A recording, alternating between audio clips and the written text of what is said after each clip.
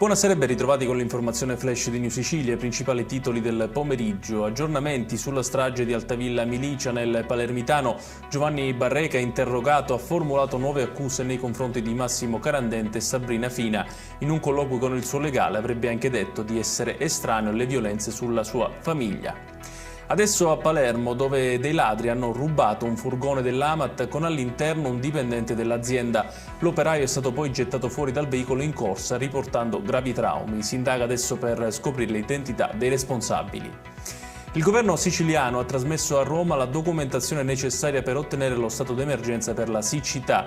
Nel dossier le soluzioni proposte dalla cabina di regia guidata dal presidente della regione Renato Schifani e coordinata dal capo della protezione civile regionale Salvo Coscina. Il Consiglio Comunale di Catania, con 24 voti favorevoli e 6 astenuti, ha approvato il bilancio di previsione per il triennio 24-27, fondamentale per la ripartenza del comune che finalmente potrà adottare atti di primaria importanza per le necessità della città, il commento del sindaco Trantino. Chiudiamo con il meteo. Il clima quasi invernale degli scorsi giorni lascerà spazio al sole.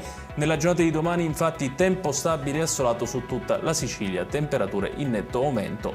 Ed è tutto per questa edizione. Tutti i dettagli su queste notizie li trovate come sempre sul nostro sito www.newsicilia.it. Grazie per averci seguito e arrivederci.